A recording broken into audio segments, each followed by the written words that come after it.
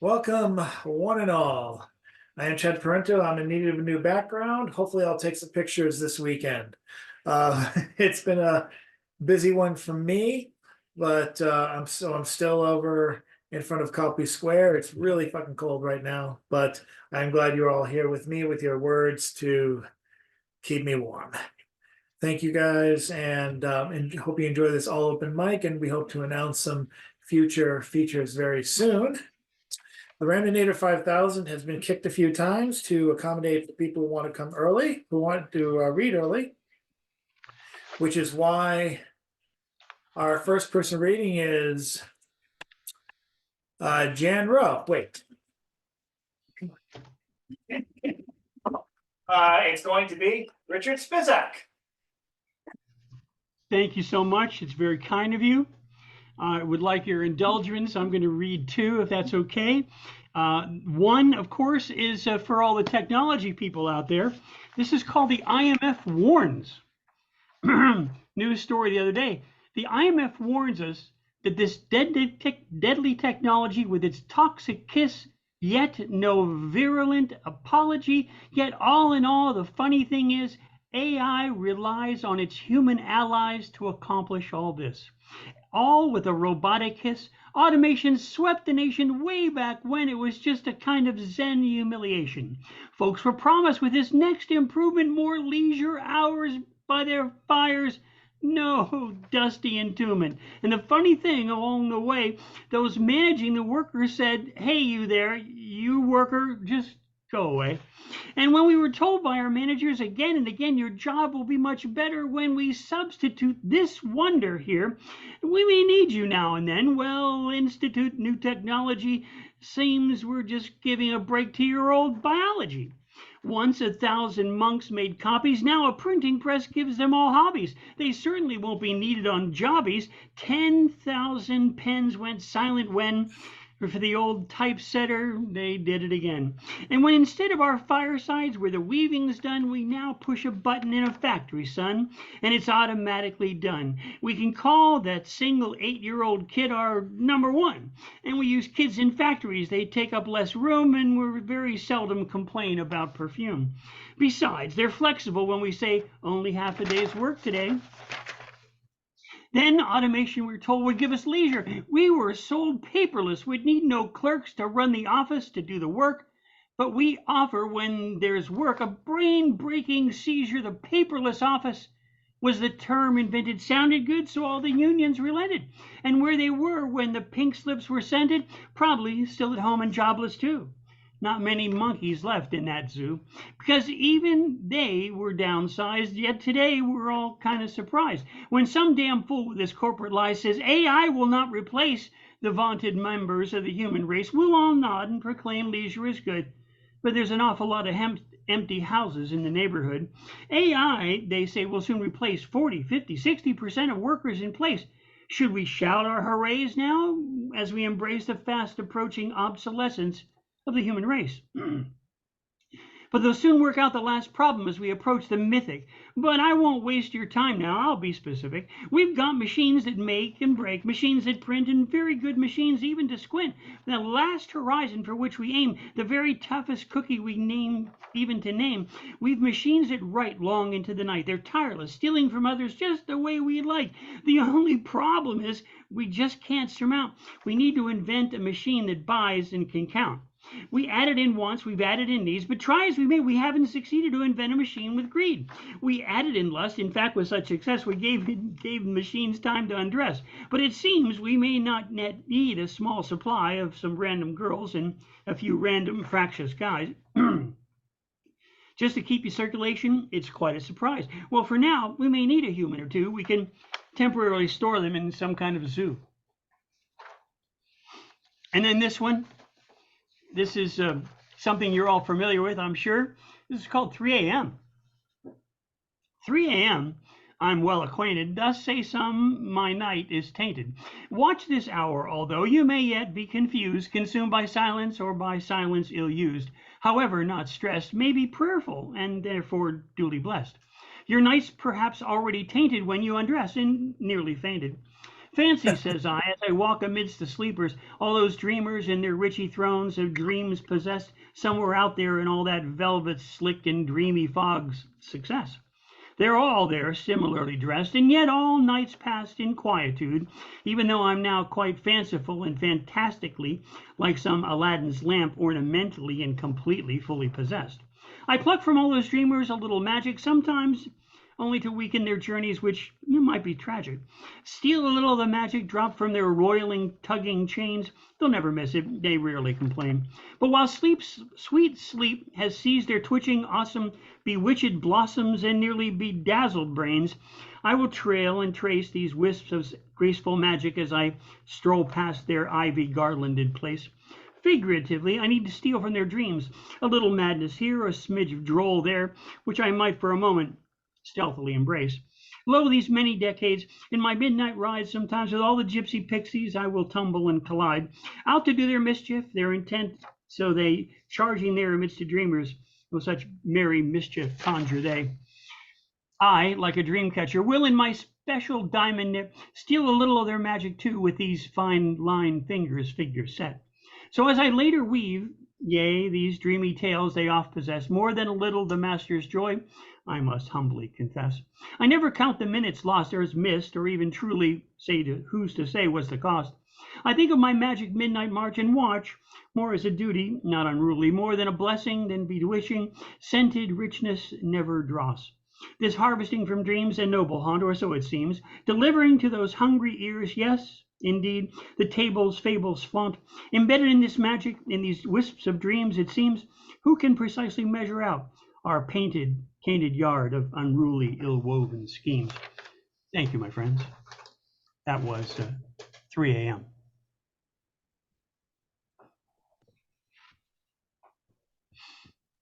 It most certainly was. And I know, because I think I've been up since 3 a.m. Let's well, okay, maybe I went to sleep really quick. It took a nap really quick in between 4 and 5, but still, I think that counts. Thank you. Thank you, Richard. And up next, let's see who we have ready to go. Well, we haven't heard her for a while, so it looks like the Ramdinator 5000 is favoring Karen A. Sklenny. Yay! Don't forget to unmute.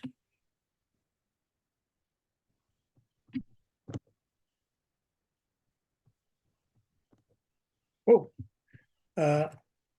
okay, I just pressed the ask to unmute button, so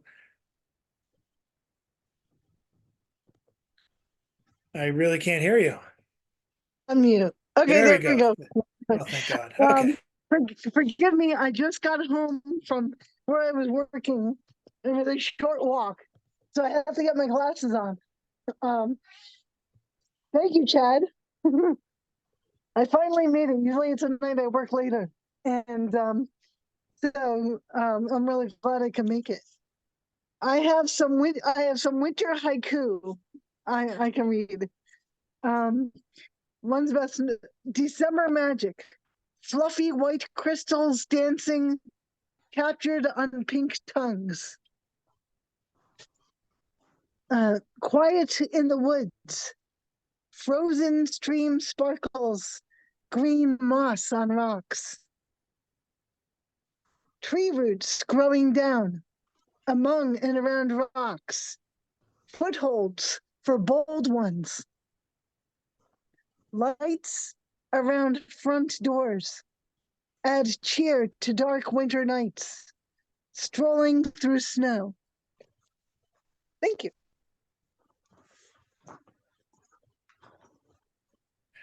Thank you, Karen. And let's see who we can bring up next in this round robin. So glad people can make it tonight. Carol Weston is listening. Nancy Dodson, I didn't mention it when we were offline, but I'll mention it now. Nancy Dodson's in the hospital. She's been one of our most regular attendees since the pandemic started, joining us by phone most weeks. And her daughter Polly let me know that she won't be here until sometime next week, hopefully. So we wish her well. Up next, let us welcome up, haven't seen him in a while, Mr. John Engstrom.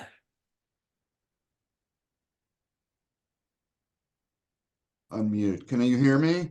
Yes. Great, great. Okay. Here's something, a little something original. It's called Your Garden, after a poem by Sappho. A garden of dreams. Hopefully they're nice dreams, Sappho. It would be terrible to be in a dreamy garden with apple sprays and shimmering leaves and be dreaming of languorous sleep with a homunculus planted squarely on your heaving bosom.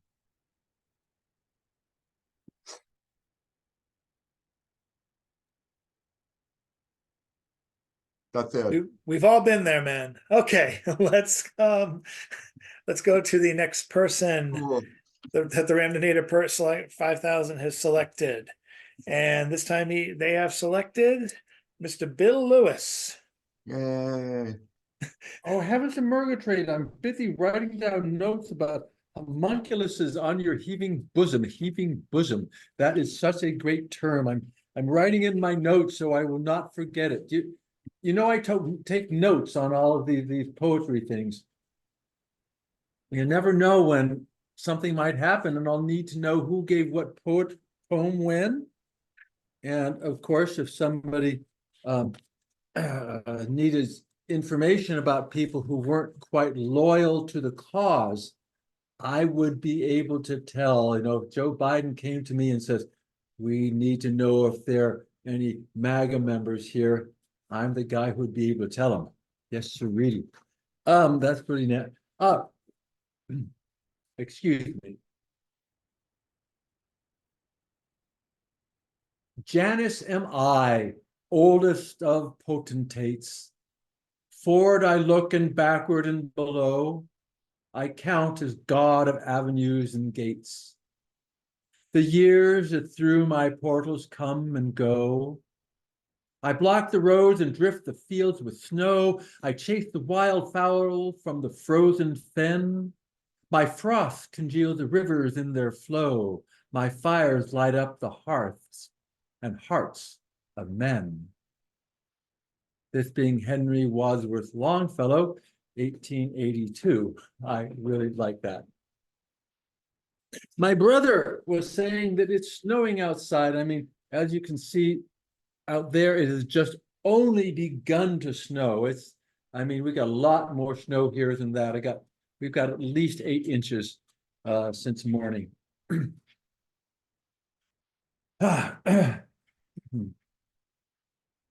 Of course the war is justified. They always are, you know. The Jews stole land from Arabs, and now they have got to go. And the Nazis in the Ukraine and the rebels in the South, and in Taiwan there are Chinese who must be driven out. Our cause is the holy one, for which we'll kill and die. The foe shall soon be vanquished. There'll be no one left to cry. I grow old, my time is short, soon all be at heaven's port. There's little left that I desire, nothing left for me to acquire. I constantly ask what I can do to leave a better world for you.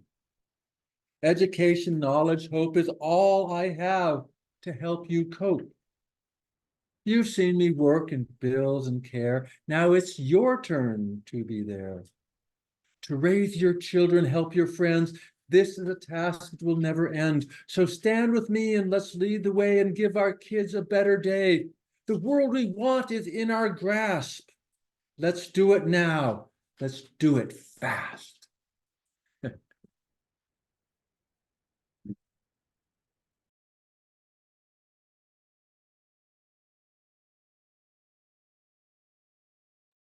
Thank you, Bill. Up next, up next is a poet I'm hoping to feature very soon in regards to a new book they have coming out and is available on Amazon right now. They're also putting out a winter-based zine. might be open to submissions. I don't want to speak on Ari's behalf, so let's just welcome up right now. Thanks to Remninator 5000, Ari Whipple. Yeah, feel free to email me if you have winter submissions for the zine. I may be able to get you financial compensation. So I'll put my email in the chat if you want to submit to that. So I'm actually not going to read from my book. I actually wrote something this week and I wanted to share that. It's called History of Anxiety. The flowers are bursting at the seams of the history of anxiety. Don't fret. The delivery is on its way. It's always this way when it fills up the harbor, fills up with snow. And watch videos about Avent's love-long bow. Bow? Bow. Cupid's bow is striking your bow. He's coming in hot, hot like a flame. This twin flame telepathy that melts the new fallen snow and pulls petals off flowers he's brought. Throw them in the harbor water. They haven't frozen over yet, for a memorial for the dead lady Anxiety. Anxiety? Don't fret. It's just babies crying in the hall. It's all right. It's only harsh nails on chalkboard. It's only shadows on the sidewalk. Twin flame telepathy striking your bow and bow as flowers burst at the seams.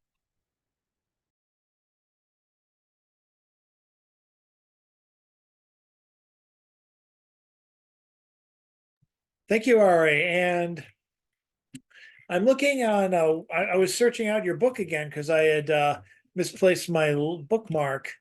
But you have how many books do you have out currently?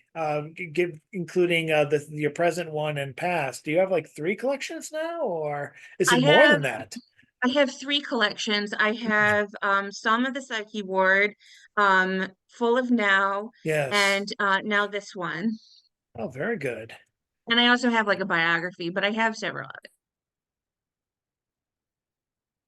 I'll be looking forward to the feature and grabbing your book.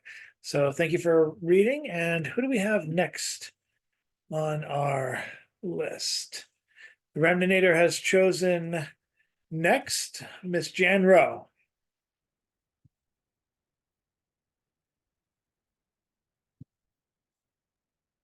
Hi. Hello. I was going through an old journal, calling Social Security for a homeless disabled person. And I came across this from February of 22. Maybe due to a century passing, I no longer had to hire a lawyer to get my dad's birth certificate. Dad was born February 25th, 1913. His dad, my paternal grandfather, Edgar J. Veach, died January 2nd, 1915, age 21 of tuberculosis. 21 of tuberculosis.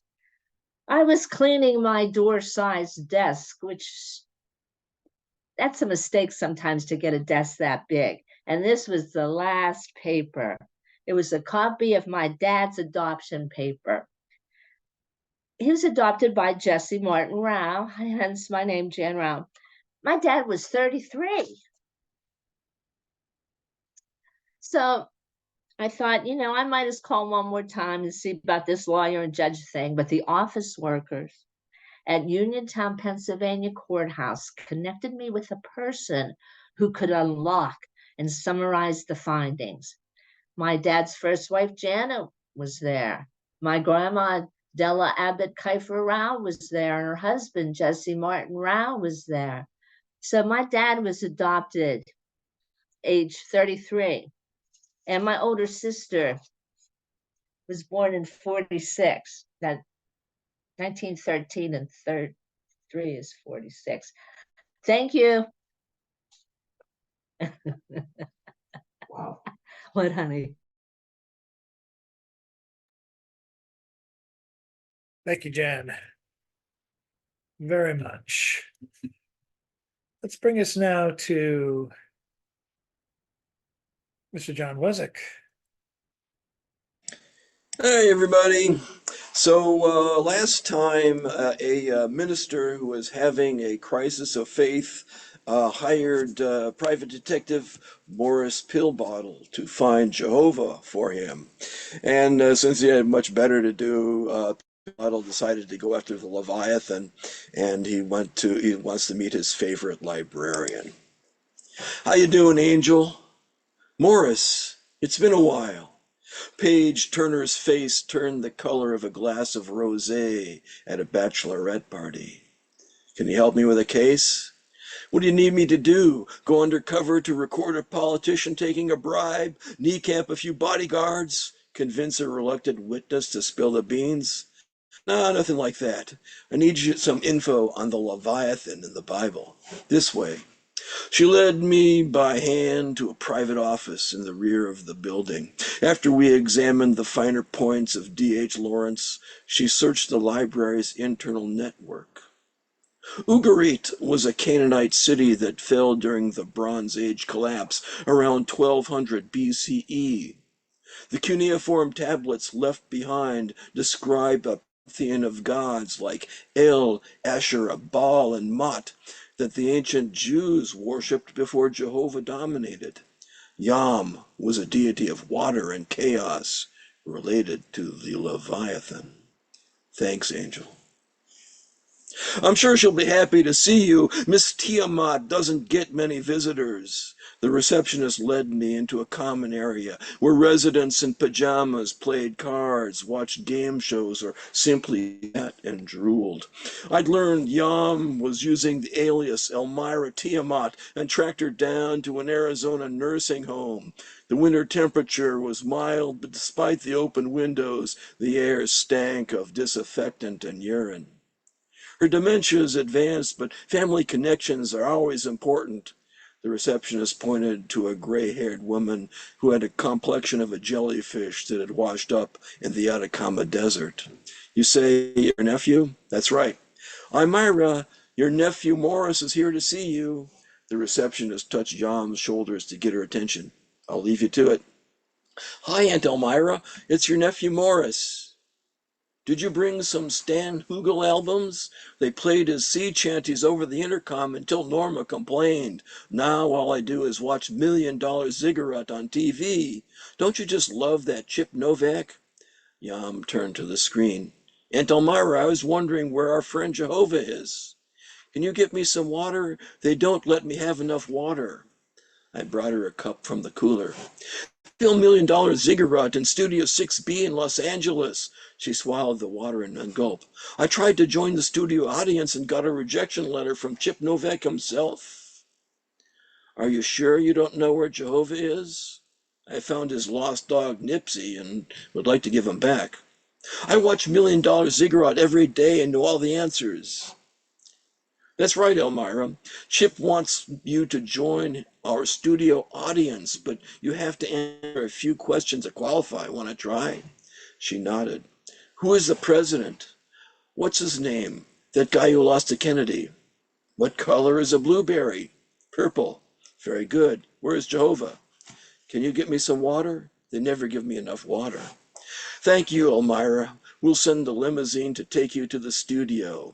It was hopeless, but at least I could leave her feeling happy. I'm sure Chip would love to meet you. Jehovah's wife lives in Manhattan, Yum blurted. I exited to the parking lot and spotted a griffin with the wings of an eagle, body of a lion, and head of a human being sitting on my rental car's hood. He wore some sort of pillbox hat, had a rectangular beard that hung to his chest, and might have been scary if he'd been bigger than a dachshund. Mind sitting somewhere else? I asked. I worked at a Wise, the griffin said. Don't meddle in things that don't concern you. Who's going to stop me? The griffin hopped off my car and kicked me in the shin. Ow, you little bastard! He took off. He took a running start and flew away. Okay, and we'll pick it up from there a little bit later.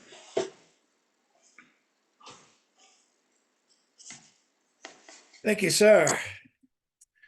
Up next, let's welcome up Ken Johnson. Hello, everybody. This I was inspired last week by Bill's video of him and his dog going downhill. So I reached into my compost pile and dug this up and gave it a once over, and that's what I'm reading tonight. Give me a moment to find my Robert Frost voice, and then we'll start here.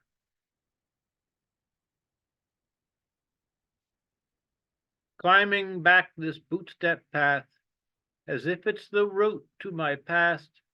This hill is one I've climbed before, though my new sled's from a local thrift store.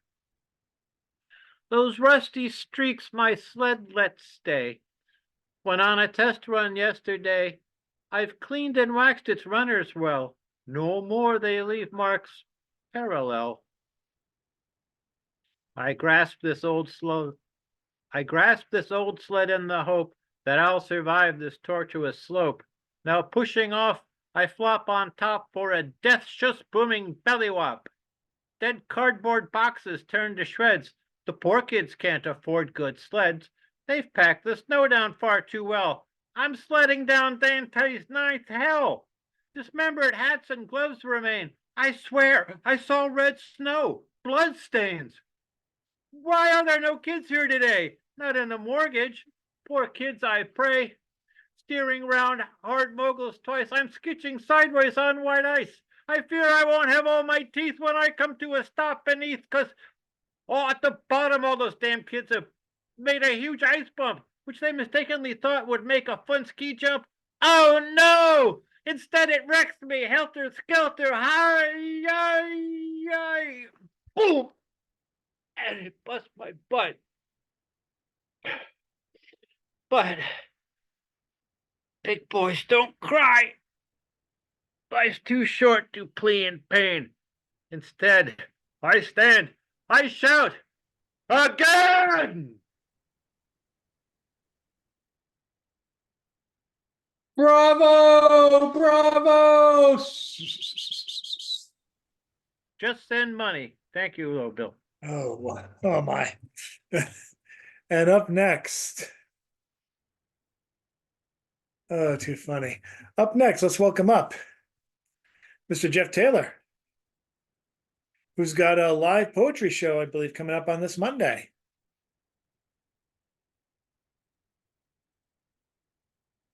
For some reason, even though you're unmuted, your mic's not coming through for some reason, Jeff. I'm not sure what happened. Do you hear me now? Oh yeah, you're good now. I'm good. Okay. Yeah, I don't know what was going on. Sometimes it can be odd. But yeah, a Controverse open mic. First one starts up this Monday, the 22nd at 7 p.m. in Malden, Massachusetts. So if anybody's local to Malden, it's at 145 Pleasant Street, which is the local public access TV station, UMA. So you'll be there and you'll be recorded. Ethan, who you see down here, he's below for me. He's going to be the house band. So in between poets, he'll be playing. And yeah, we hope people can come down. And if you're local to Massachusetts, we'll be doing it every other Monday. So it'll be second and fourth Mondays once we kick going with a regular schedule. But the first one is on the 22nd.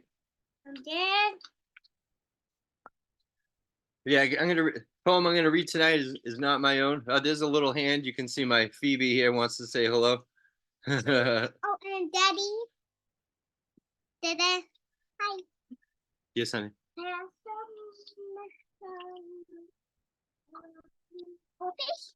Oh, baby. Hey, yo. Supper, and she's asking for goldfish while I'm in the middle of cooking supper. Oh.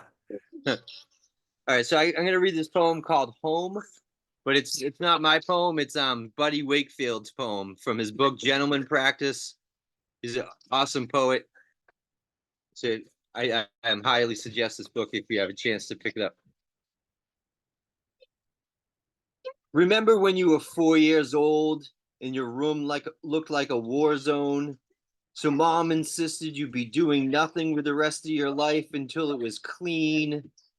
Every last puzzle piece, every toy part, every game component, all the action figures and clothes, replace the stuffies, make the bed, including the top bunk, which is a bitch for 4-year-olds. Remember? You took one look and said, no, then threatened to run away. So mom helped you pack, got you all bundled and zipped up for the dead of winter. In that same puffy jacket most of us poor kids had, the one that looked like navy blue tires stacked on top of each other. Remember? She tucked a scratchy yarn scarf around your neck, the one Moo made, the one you were allergic to, handed you a scary anecdote about killer hitchhikers, scooted you on out the front door, then shut the door and locked it. Remember how fired up you got? Them huffy red cheeks ready to speak your piece in the name of everything dinnerless and unfared? You were gonna tell her a thing or two just before she calmly closed the blinds in your face. Remember that? And remember each weighted pause as you heavy stepped it down the frozen front porch, cursing the wicked woman who just so happened to make a fantastic macaroni and cheese?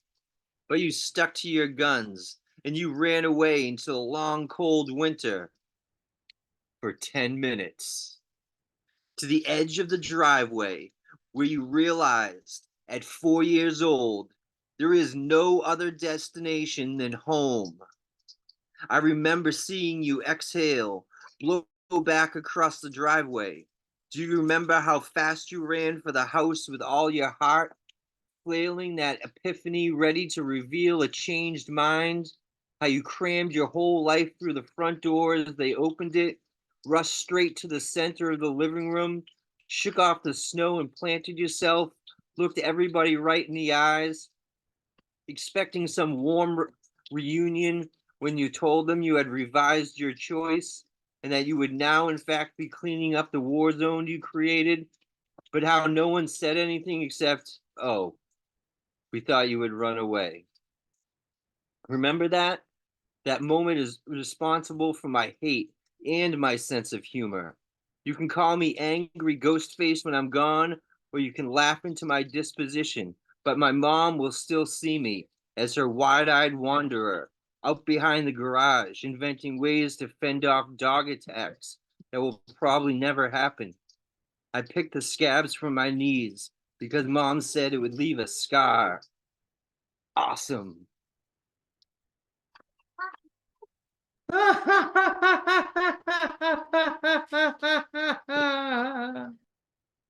Yeah, that similar things have happened to me growing up, so that one resonates. But if you like that poem, you'll like this whole book. Gentleman Practice by Buddy Wakefield. It's Very nice. Right Bloody Press. Thank you, Jeff. Hope people come out to your Controverse this coming Monday, and also he hosts the Garage Poets this current Friday night is an online reading. You can get the links on the Stone Soup Facebook page. It's gonna feel like a Garage Poets slot coming up. I unintentionally booked these three together. First with Jeff, and now we have Rich Boucher up next if he is ready to read.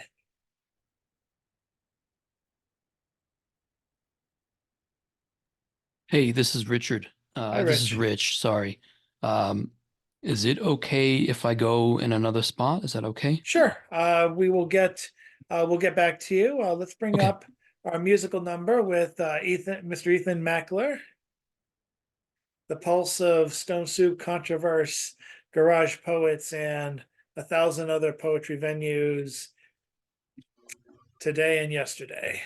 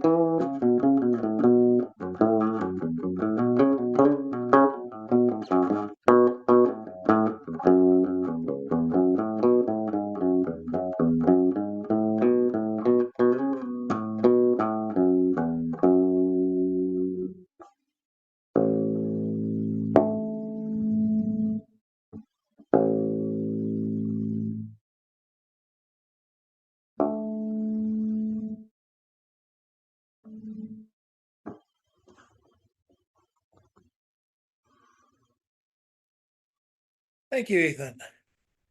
And I've been informed that Mr. Rich Boucher is ready, or Richard, however he would like to be named, is fine by me. Hey, thank you for that, Chad. I appreciate that. Ethan, it's good to hear you again, by the way. For those who have not met, my name is Rich Boucher. I am a former New England poet, and I live in the American Southwest in New Mexico. Yes, that's right, Jeff. Yeah, exactly.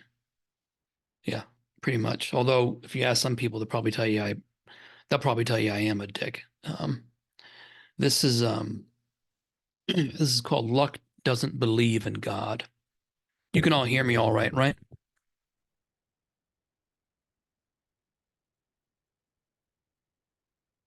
Okay, here we go. My interviewer at the emergency medical unit, a stunning and buxom, modelish woman named Lorna May, turned back to me with a smile, a winning smile, a purely naked smile, lipstick like a river of cherries and spit. Just follow me this way. I know a shortcut to the conference room where we can talk. But the shortcut involved the both of us having to walk through rooms that actually had live patients in them, patients who were currently undergoing intense, invasive, and emotional medical procedures with no anesthesia whatsoever given to them. It seemed like a gross invasion of their privacy to me. As we walked past a wailing 7-year-old who was having one of his ears reattached following a stray dog incident, I asked my interviewer if we weren't being a bit rude to the patients and their families. "Oh, I use this shortcut all the time," sang Lorna May. "I love that it saves me a few extra minutes for my lunch break." I didn't know what to say to that, so I kept silent for always and strangled a little bit inside.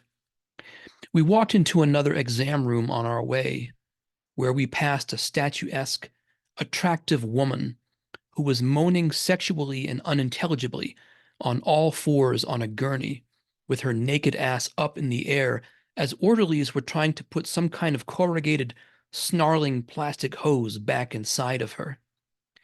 I had to keep my head down so as not to accidentally meet that woman's eyes with mine. My interviewer was whistling so happily as we exited that room that I felt a moment of actual fear of her. We emerged out into a hallway, and I thought we were finally coming to this conference room to end all conference rooms, when she took us through yet another shortcut. And in this exam room, a man was having his cock re-lengthened after a bad sex accident, and it looked like he was in tremendous pain.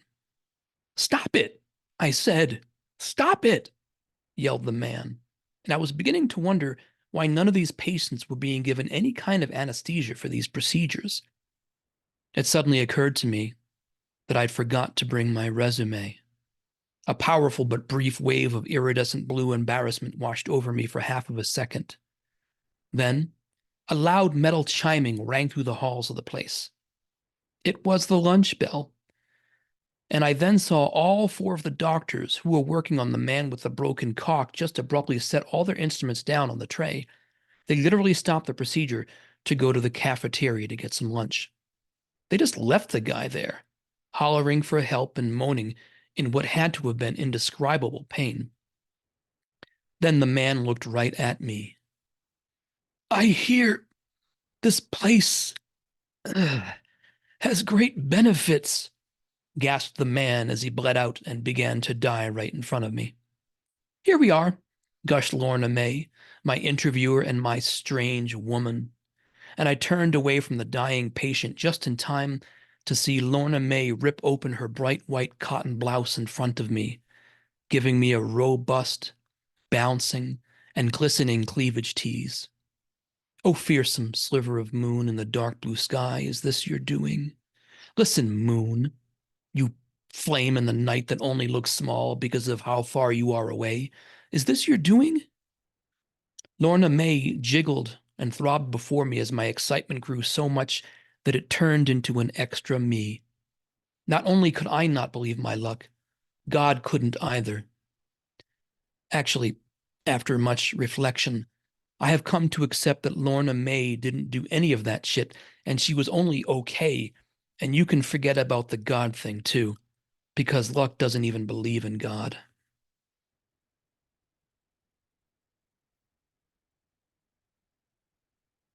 Thanks.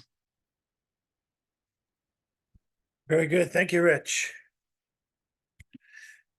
And to finish off this very feisty first round of the round robin, I do want to mention a couple people who have come by. John Engstrom has art that's going to be forthcoming in Oddball Magazine. Anyone who wants to submit to Oddball Magazine for the new year is encouraged to do so. And Richard Spezak had a really good, funny, insightful political piece this past Tuesday at oddballmagazine.com. You should check it out. Forgot to plug that while he was here. And this next person coming up has a regular poem column every Thursday morning at Oddball Magazine. It's called It's All One Thing. It publishes without fail every Thursday morning at 11. And here he is with us right now to wrap up this first half of the round robin. Let's give it up for Mr. James Van Looy.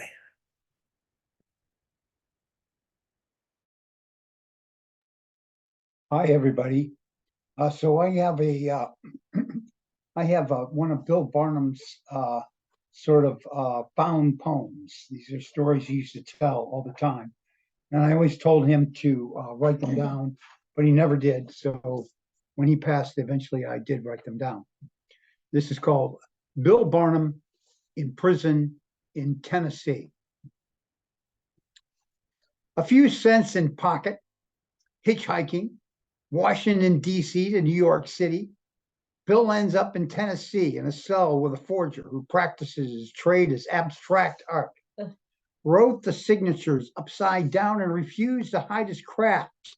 Better than a psychologist because he's discovered by way of intelligence. The reason you get high from marijuana is because you hold the smoke in, unlike cigarettes you puff. He had to be smart to get away with what he did, so he protected Bill. But Bill's folks went to parties with Al Capone and had to duck from rival bootleggers' bullets. Al Capone had soup kitchens all across the country and treated women with the greatest courtesy and respect. He looked more like a poet than a gangster. That's how life is. It's not a straight line. It's not for good or bad people. It's a mixture of whatever happens to everyone. And here's the song to go with it. Won't you come home, Bill Bailey? Won't you come home? I cry the whole night long. I'll do the cooking, honey. I'll pay the rent. I know I done you wrong. Remember that rainy evening I threw you out with nothing but a fine tooth comb. I know I'm to blame, honey. Ain't that a shame? Bill Bailey, won't you please come? Bailey, won't you please come? Bailey, won't you please come home? Thank you.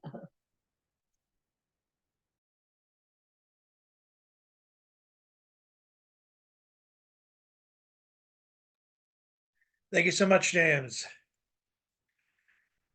And sadly, we have to start our second part of the round robin without Richard Spizak. But we still have, I think, everyone else from the first round, and the second shall be first. In this case, Karen Sklany, if you want to go again, if you have another set of haiku or another poem you'd like to share, you're more than welcome to.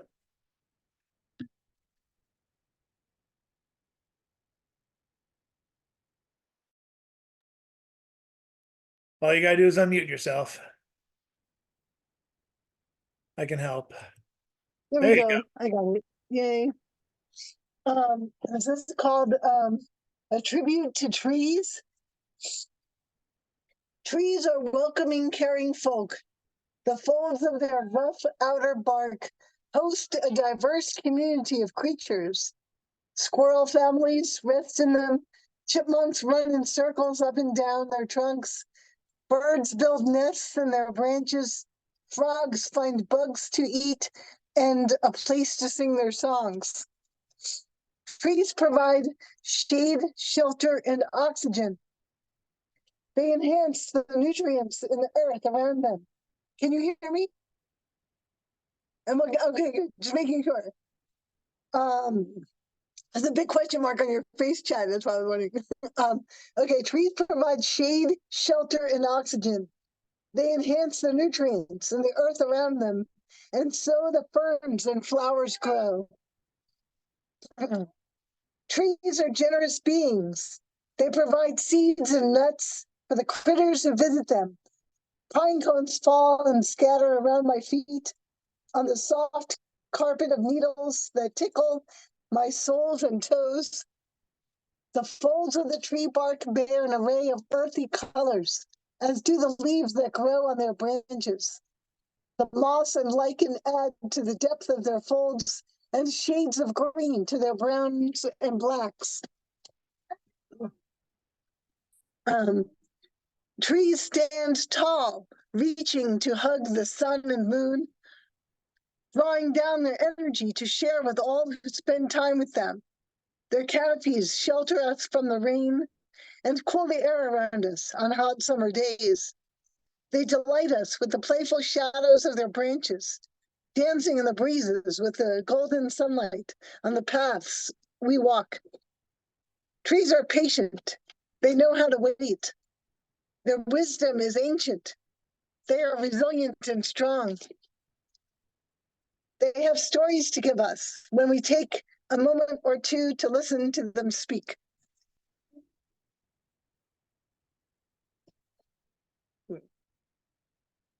Thank you.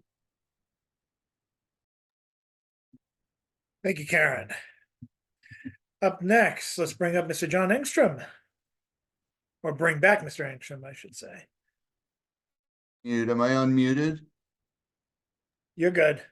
Great, okay.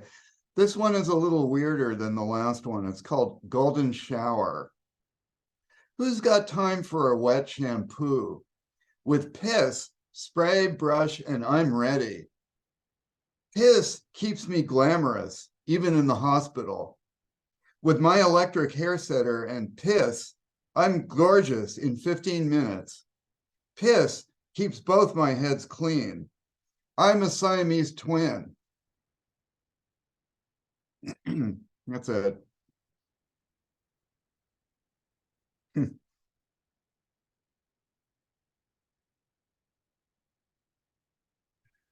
Wow.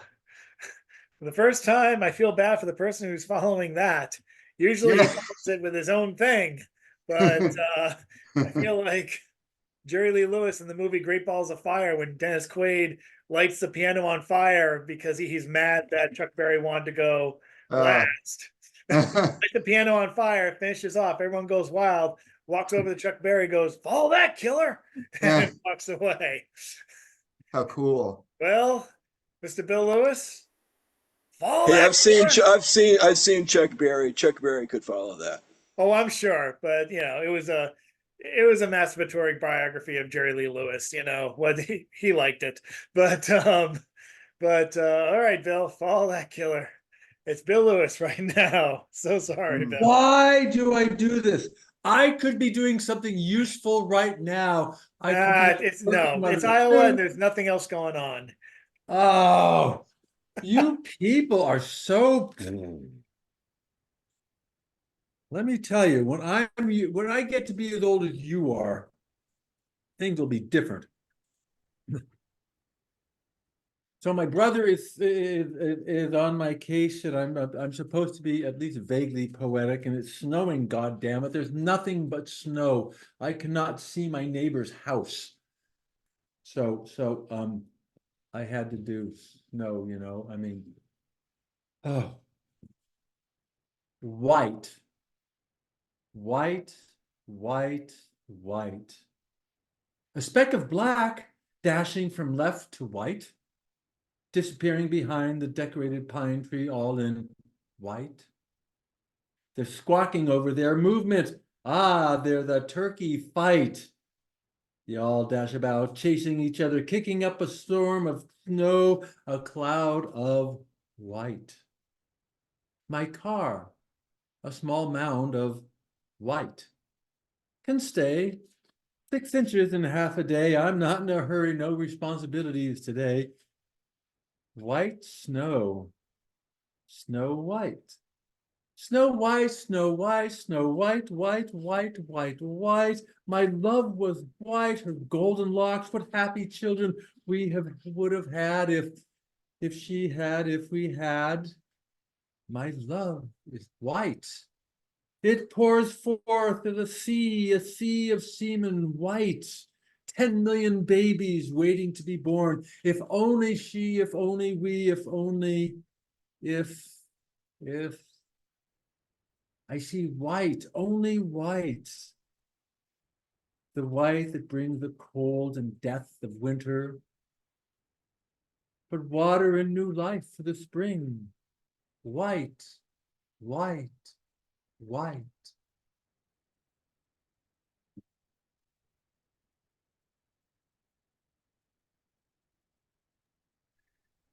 Good job, Bill. And up next, let's welcome back Ari Whipple. I've got a couple shorter ones from my book, and they kind of relate to each other.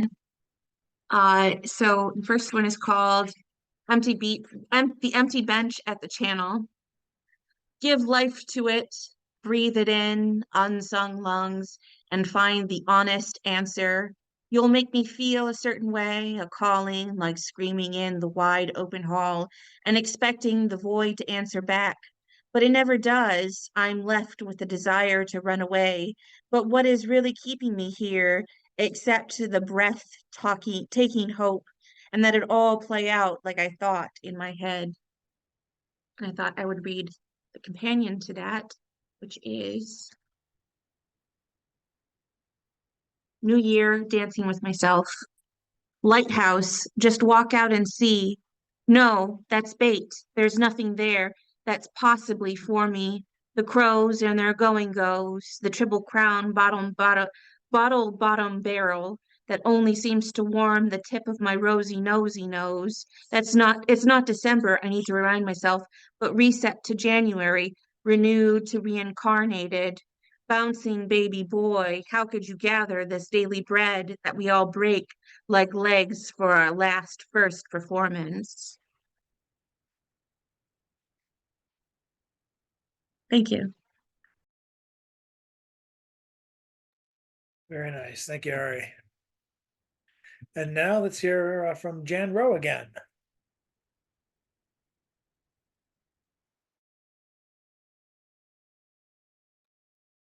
Okay. This is called Park Street Peace Vigil Chants. Often call and response. SUV, USA, SUV. Okay. I'm more a citizen of the USA than I realize. In Northern England, on the East Coast, the highway to Scotland is one lane each way. Only one lane each way. We have massive road systems here. And while I'm still dealing with Netherlands and West Virginia are the same size. It's shocking.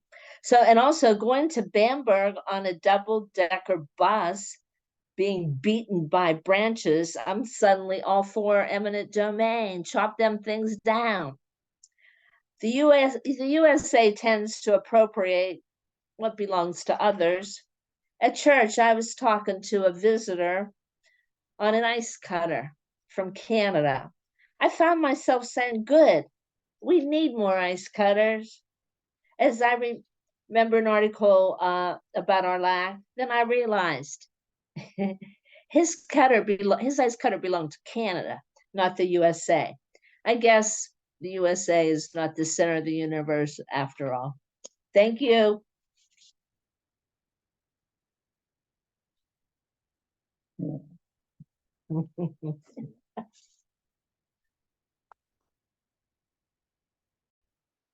Thank you, Jan. And up next, John Wezick with another chapter to his story, or a segment, or what have you. Yeah, I don't know, we'll call it a segment, what the heck. Pre-cuneiform, 5,000 years old. It's a tally of how much beer the king had.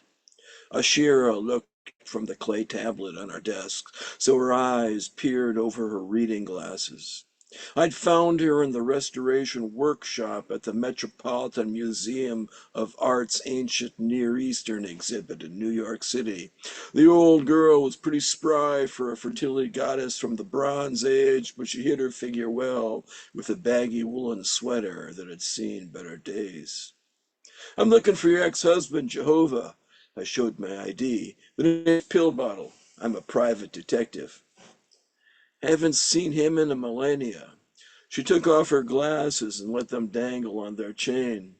When Jehovah took over from his father El, I knew he was going places. For a while, we did things together, but the more famous he got, the less time he had for me. Wish I hadn't signed that prenup. Know anybody who'd want to hurt him? He had a rival called Baal. Ashira filled me in on the details. I spotted the griffin perched on the steps when I exited the Met. As I walked past a group of shawarma carts on Fifth Avenue, a flock of his buddies gathered overhead. One by one, they dive-bombed me. The first flew off with my fedora. The others clawed off hunks of my thinning hair as I ran. This way! A priest motioned me toward a limousine's open door. When I dashed inside, someone put a chloroform-soaked rag over my mouth, and everything went black.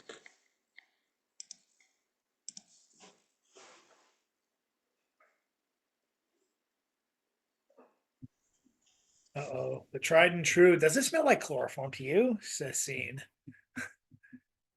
Thank you, John. Can't wait to hear the rest next week. Up next, I believe it is Ken Johnson's time to return. If he so wishes. There he wishes. Let me say one thing first. If you look at the building in the corner behind you, you see that there's 3 rows of white lights, and then there's a row of black lights just cut off above your name. That window there in the center, just almost up, exactly right up against the peak of Trinity Church, that was the conference room I used to hold my team meetings in with my phone team. So you're looking in my conference room window right now. See that black thing there? Very cool. What a coincidence. I could tell you stories about getting up in the tower too, but some another day. So as far as reading goes, I had not prepared to do 2 readings, but I hope whoever was reading a moment ago didn't mind. I took a diversion and I found something on my computer that I could read and will. It's prepared for, I started writing it as at my church we had a solstice festival, which I didn't read at, but I'm hoping that this is something we can read on the first day of spring. So if you'll bear with me, and like I said, I haven't rehearsed it, but we will read together something that I have not named yet. But it begins like this. Friends, pagans, God-fearing drum circlers all. Ah, good, there are still people there. Let us draw the character of spring as we hold bold heavenly pens that more than sketch can sing, that melt the white pages of snow and in rainbow colors set the sloppy muds of earth to glow. And with our pens, we write the wanad for a doula, midwife to our poppied earth as she bears our vernal dryad. Helpless crying, born colored clay sienna, yet chameleon-like, blooming in verdigris, Gaia adopts her moss patina, and then leaves the cold dirt soil behind, morphing to that cornucopia vessel we fill with linings of flowers and fresh white vines. Foil emerald is the color we choose as we draw her now distinctly woman. With gilt of gold, her nipples brightly hued. The fullness of her breasts are seen, almost to wet her halter vest, with calves and kids at frolicking under the warming treasure of the sun. Happy first day of spring, everybody. Hey, don't stop now. That's it. You know, I'm short and to the point, and people only have an attention span this big these days. So quick, loud. Good night. Thank you, Ken. And up next. I want the next page. My God, where is that Harlequin book? Anyway, let us welcome up. Coming up next on the open mic. Back again with maybe his daughter making another cute cameo, Mr. Jeff Taylor. Well, I have dinner ready, so she's staying as far away from the dinner table as possible. So she may not make a cameo this time around. Clever man. Perfect. I'm ready to eat a second dinner. Oh, come on by. I made some steak tips, potatoes, salad. Came out pretty good. Unless you're a 4-year-old girl, then, you know, not quite your style. She just wants goldfish. I think that's really the only thing that she ever really truly wants to eat. I wish they would put vegetables in goldfish. Then I could. It's fish and it's grain, I think. So it's 2 food groups in one. And if it's cheese flavored, you got 3 out of the 4. Jeffrey, in the 1950s, they used to have human goldfish eating competitions. You should bring it back and enter a competition. Oh, I could. I'm going to read another Buddy Wakefield poem, though. That would be my throw in. I can't stop reading this book, and I'm putting together my manuscript. I'm sending it out, and so I don't really want to read my poem. So I'm just going to read other people's poems because that's what I'm into right now. This is called "What is a Gentleman?" Someone who invests in thought before talk, an ingrained intention to treat every person and situation as if their heart depended on you. Humility, levity, sincerity. Sarah and Forrest Middleton, my friend and her gentle husband. A silent soldier of goodwill. Lace Williams, my cousin and friend. I think that's what these people are answering. What is a gentleman? A gentleman knows how to not disgrace himself or others. Andy Deck, my urologist and friend. A gentleman doesn't just tolerate straight people, he accepts them. Paul Bennett Hirsch, my classmate and friend. Someone who doesn't hog the free dolphin rides. Robbie Q. Telfer, my tour partner and friend. I asked my friend Aileen Renders what a gentleman is, and she said, my father. I don't know why, but to me, he will always be what a gentleman should be. Matt Kauba, a gift and my friend.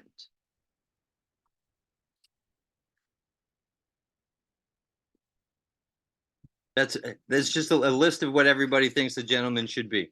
And it's all varied and different.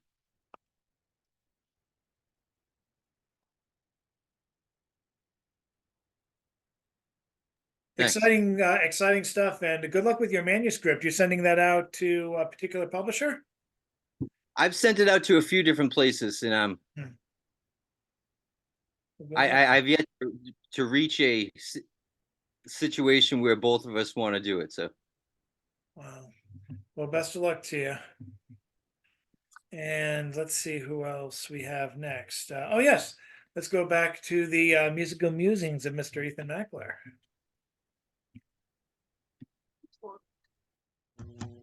There he is.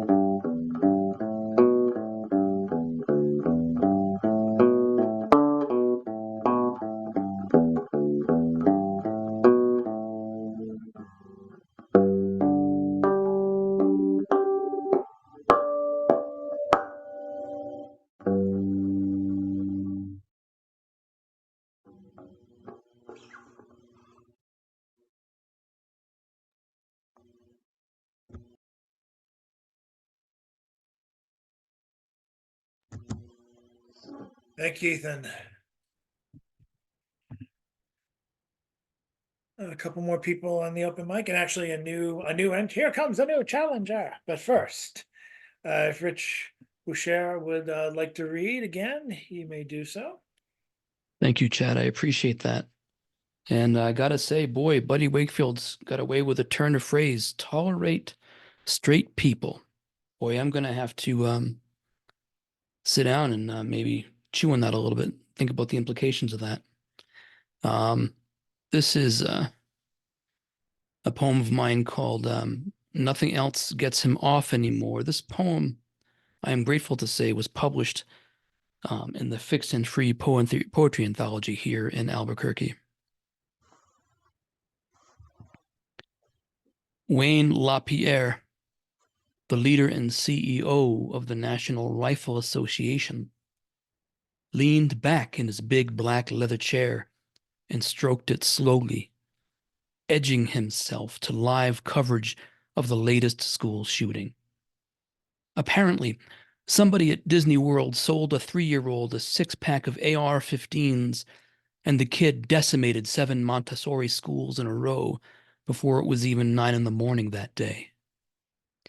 By the glow of the plasma TV in his private office, Wayne, in his big black leather chair, worked his member into stunning rigidity, harder than he ever was way back when he was not quite old enough to buy his own howitzer for use on the farm. So much lube, so many boxes of Kleenex at the ready by the big black leather chair, so much American pre-cum dribbling, a burbling mayonnaise magma of lust cascading, his balls and the tight, twitching kind of glory meant to hang from the rear bumper of a large, masculine pollution machine. He closed his eyes for just a moment, imagining a sky full of chalk outlines the size of children and tastefully rendered in the primary simplicity of Fisher-Price colors. He opened his eyes again and stared at the screen, his hand almost a pasty blur now. The news anchor's voice broke as she tried to recap how many children were perished to death in the last hour. Say it slowly, Wayne hissed. He was so goddamned close.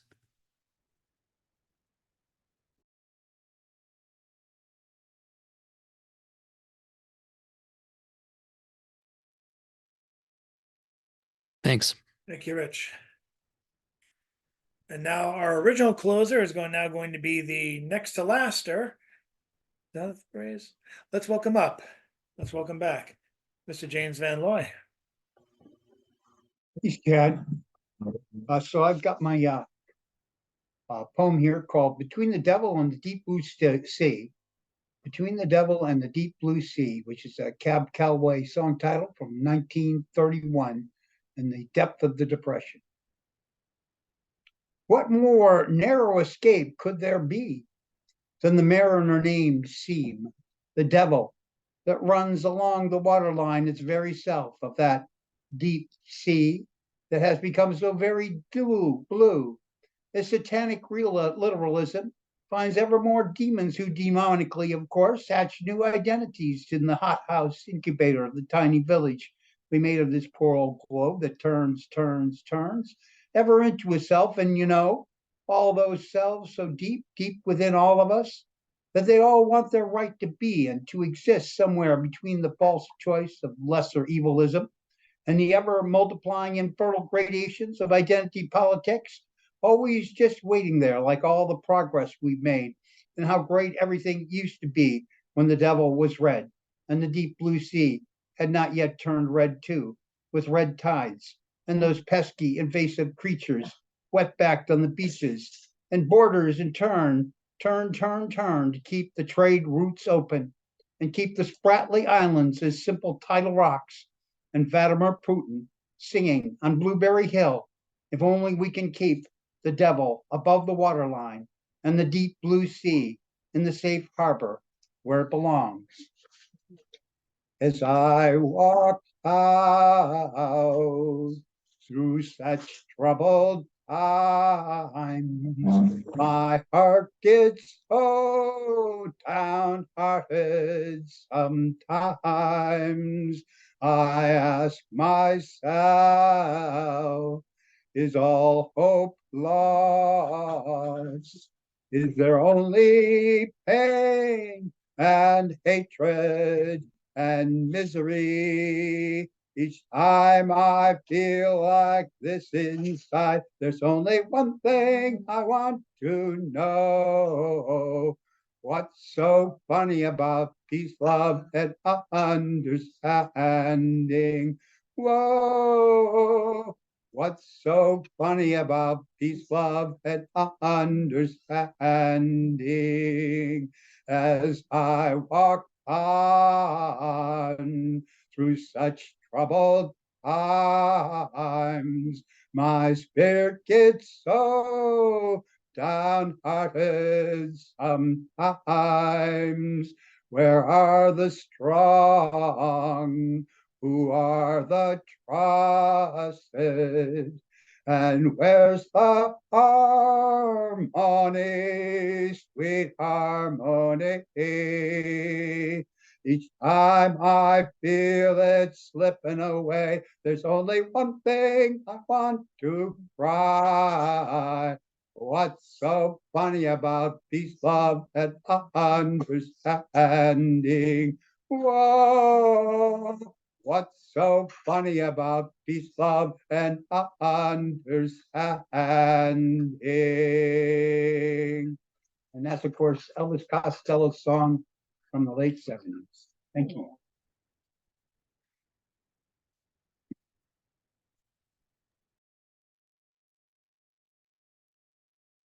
Thank you, Mr. Van Looy. And now to finish us off, not resting on his laurels as he easily could after last week's feature.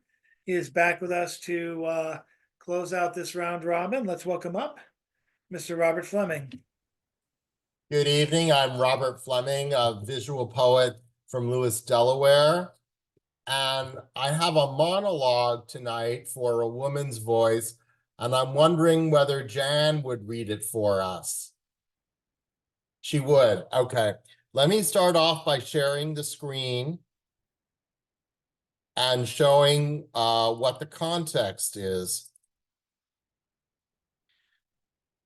So the monologue is an reimagining of the shower scene in Psycho.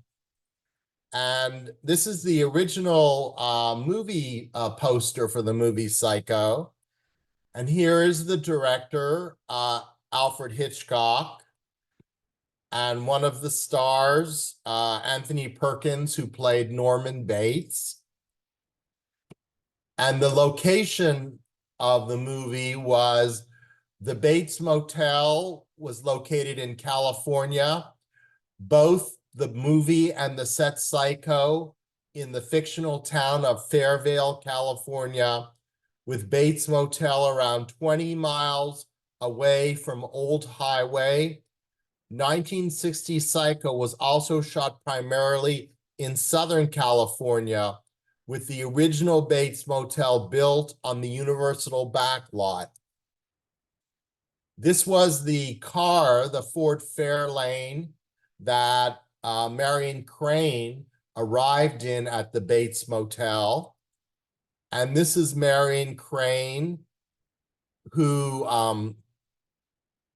arrived at the Bates Motel. And here is the Bates Motel at the back lot at Universal Studios. And this is Marion checking into the Bates Motel. And the key that she was given was for room 1.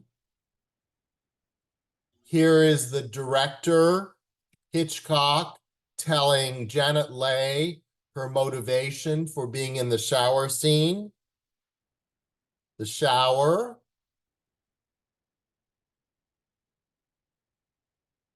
And finally, the reimagining of what happened in the shower scene, which I will ask Jan to read to have a woman's voice.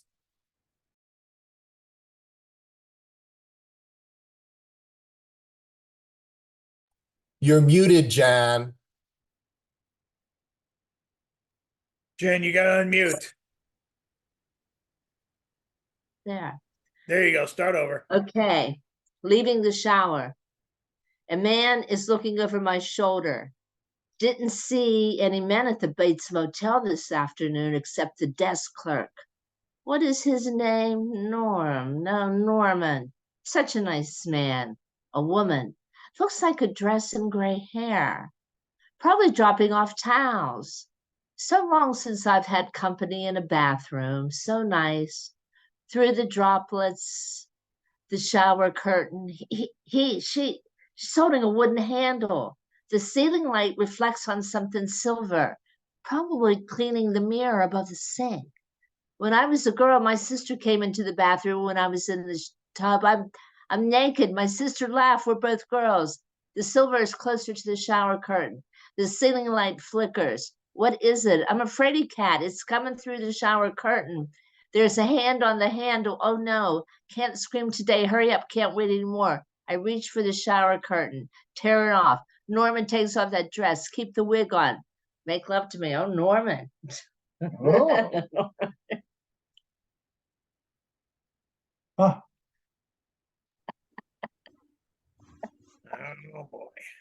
Oh, Harry and Norman were lovers.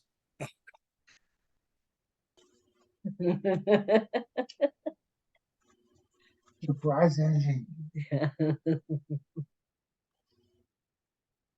And there we have it. There we have it. A nice piece of slash fiction to send us home. Good Lord. But all kidding aside, as long as he doesn't call her mother. But anyway, let's no, wait, no. I will say that the readings have been the open mic has been getting better and better, and last week it combined very nicely with Robert's feature. I don't know who the next feature is going to be. Hopefully it'll be announced. I know who the first feature in February is going to be. It's going to be Jamelia Van Dyke Bailey, and she has a new book that I promoted.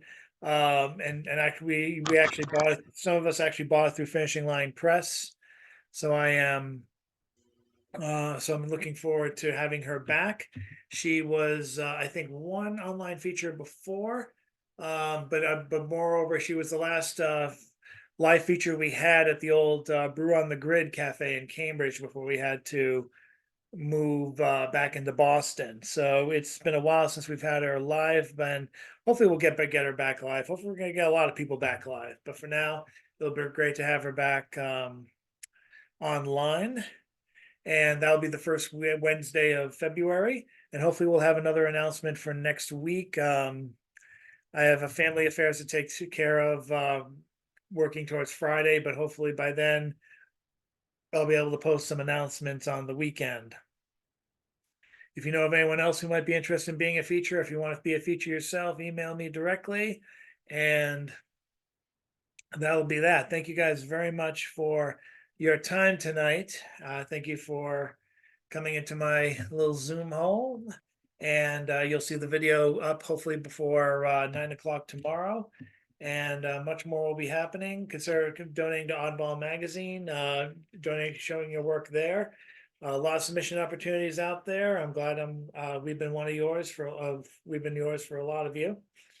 So thank you guys very much. One more wave. Jeff's daughter, if she's in the background. No, and we will all see you again next time. And have yourselves an excellent evening. And take care. It can be like this every week. All we need is you. And show's over. See you next time.